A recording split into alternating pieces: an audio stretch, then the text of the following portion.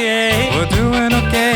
We're doing okay. Yeah, I'm doing okay. We're doing okay. You're doing okay. I'm doing okay. Everybody's doing okay. Doing okay. How you doing? Okay. I'm doing okay. Doing occasional You got a solutions. Is coming through? Podcast.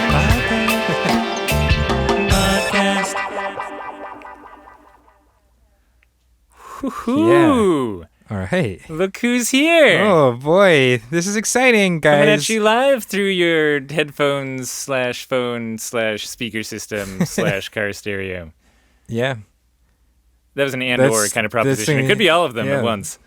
Modern technology. So this is the first time we're doing a kind of like classic Daily Solutions episode here, where we're just Only it's not daily. well, yeah, and it's not, and we're not really. It's very, very little.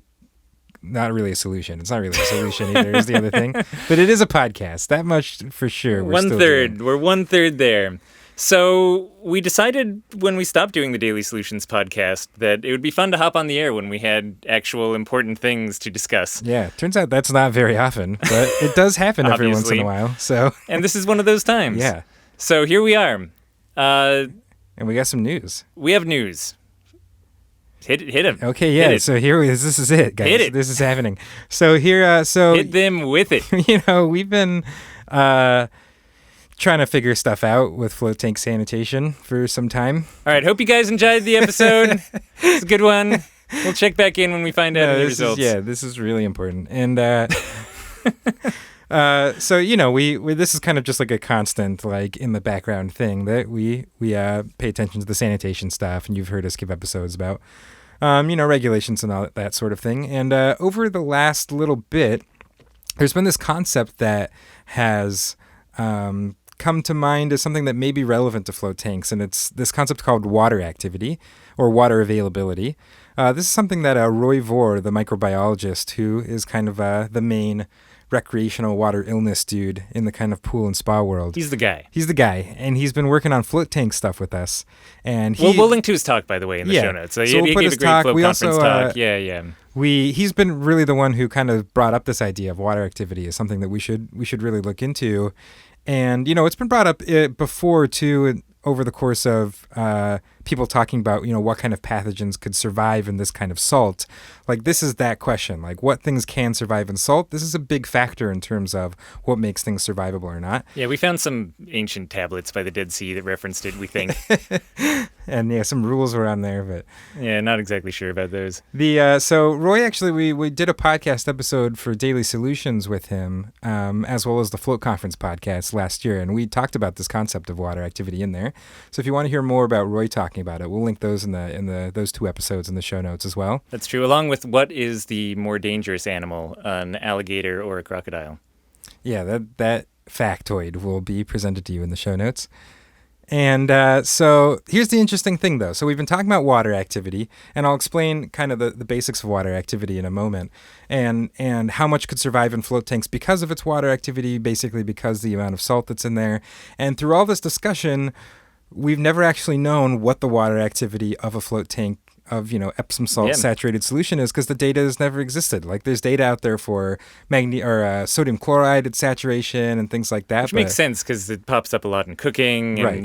You eat it and put it in water and so this just was like Roy and I both looked, and there was just nothing we could find on the internet that had this data. And so really the kind of cool news that we're sharing here is that we managed to get some data on it. We did it. Yeah, we got data. Boom. We fixed the whole float industry with this single thing.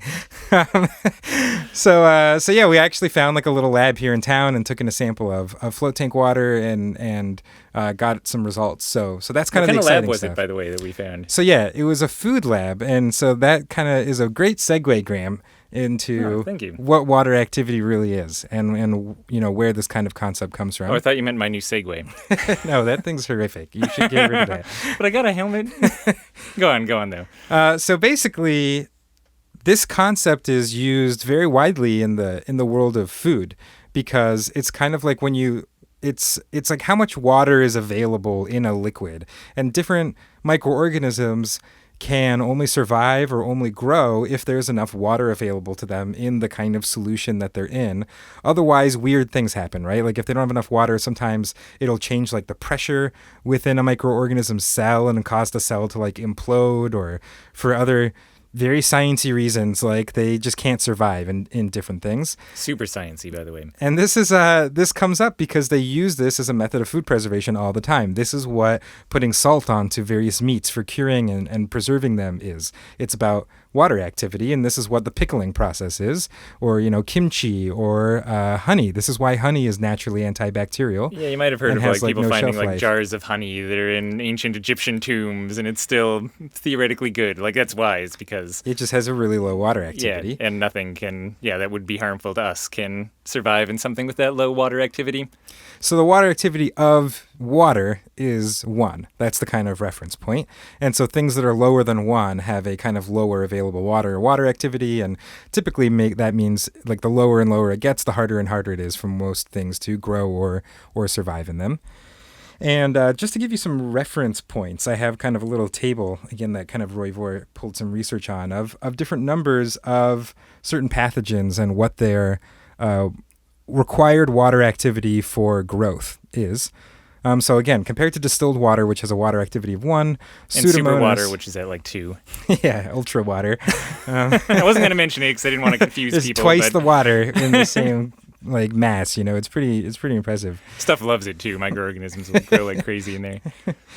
So Pseudomonas, which is this kind of skin disease that is colloquially called hot tub rash, big kind of common pool illness, that has it requires a water activity of 0.97 to be able to grow. That's kind of its minimum for growth.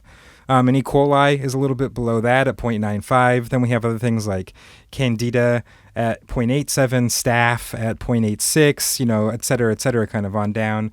And then we have a couple other reference points that we found online about sodium chloride. So actually a 20% sodium chloride solution, and temperature does affect water availability as well. So 20% sodium chloride at 35 degrees Fahrenheit has a water activity of about 0.83. A saturated sodium chloride at 35 degrees Fahrenheit has about a 0.75 water activity. And so this is kind of the thing that we're trying to figure out where float tanks sit in this sort of spectrum to see, what things probably are not going to have a very easy time growing in there or maybe surviving, and what things, will be able to kind of tolerate the levels of salt that are in there.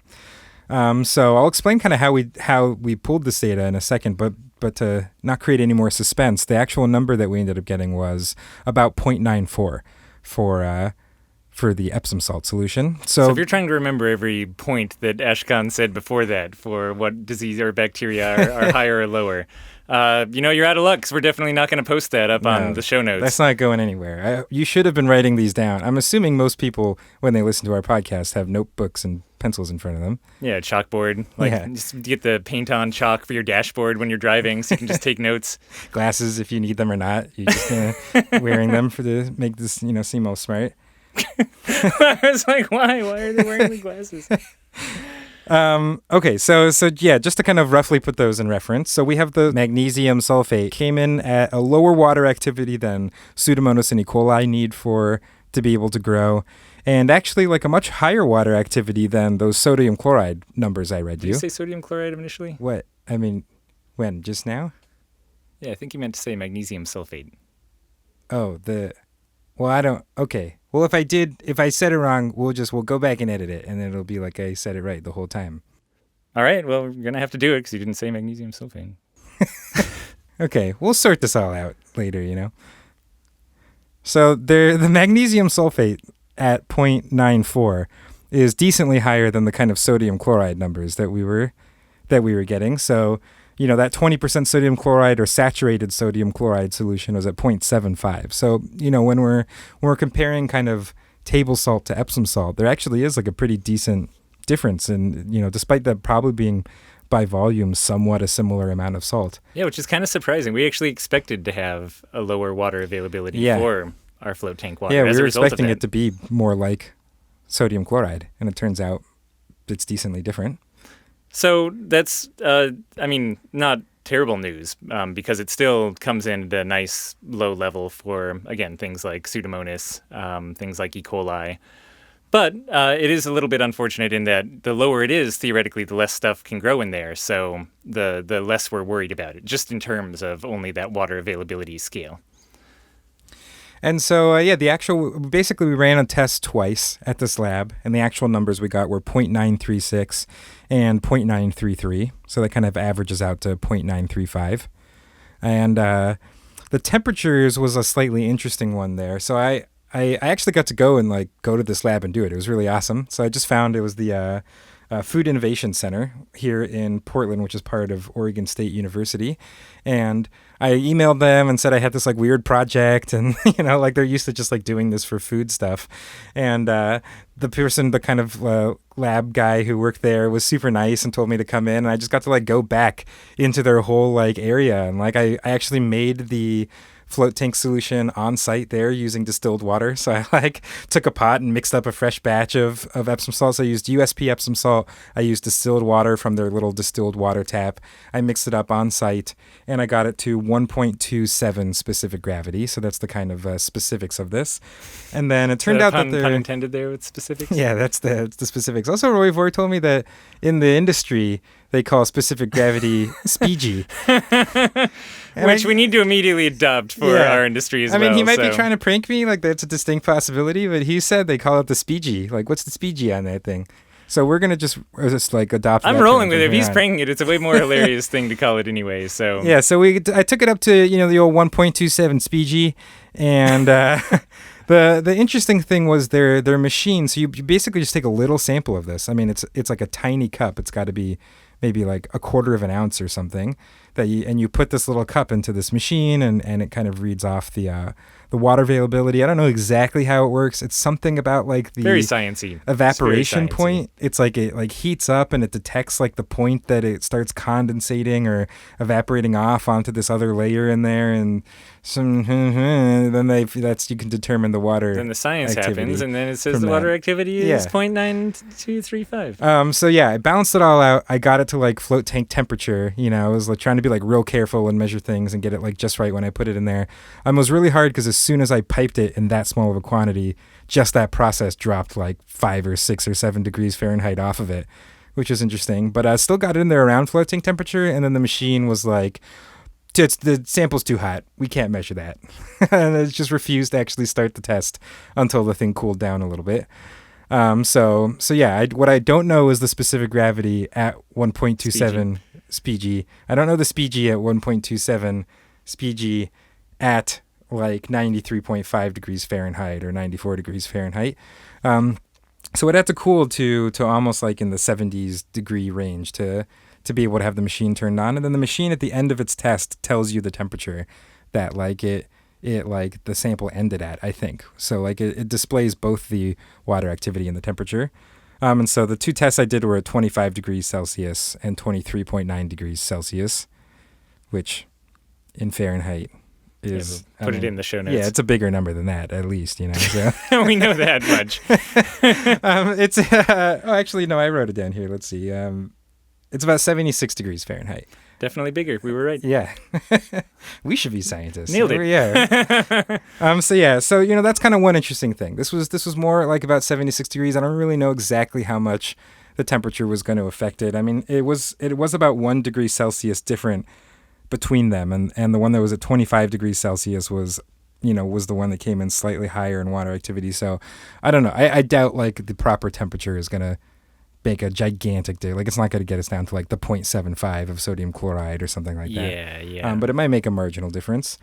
And so I have this kind of document now that they gave me that explains, just a little one-page thing that shows the results and the specifics from the lab, which is pretty cool. So we'll put that in the show notes as well. Yep, and we'll be adding it to the Health Department Essentials as well, just kind of along with all the other nice resources to present to health regulators if you're at that stage in your journey.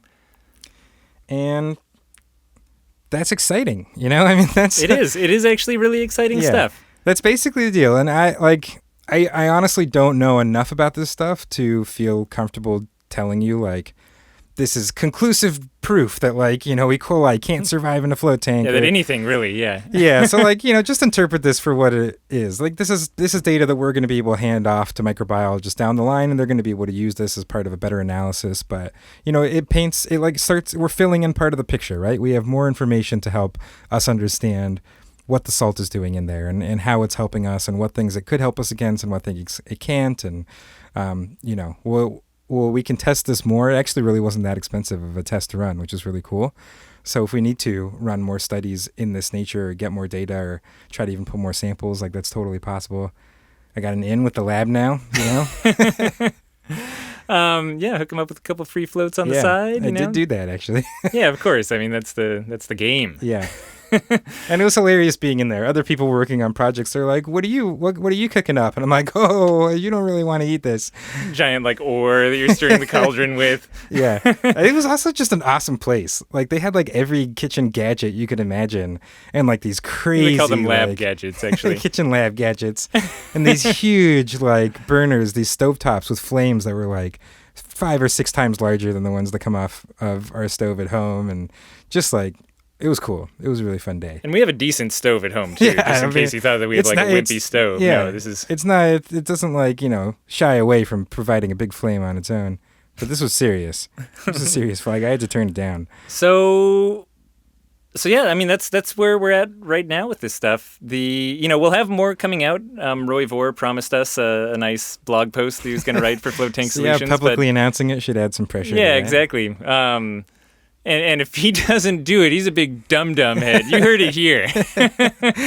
That's right. I'm calling you out, Roy Vore. We have that to look forward to. And I think he said, so he's going to speak at the Float Conference this year, and he was going to include this information in his talk. So nice. I think he also said something about sending us like $5,000. Yeah, he owes us that. So anyway, you have that to look forward to too. We'll definitely do another update on this stuff down the road when we have a little more official science-y material to throw behind it. But I mean, boom, like, first time ever we know the water activity of float tank solution. Sliggity slam. That's pretty cool. That's pretty cool. Anything else for the audience, as long as we got him here captive, unable to move? No, I feel like we probably shared more than we really needed to. I know, we just got excited. We're behind the mics again. It's been a good while. to be back. Yeah. Nice.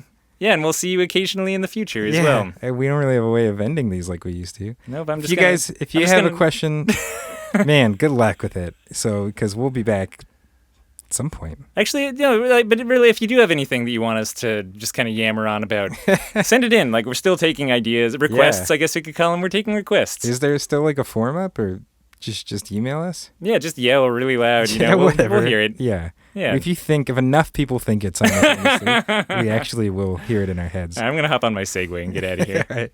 Bye, guys. Bye.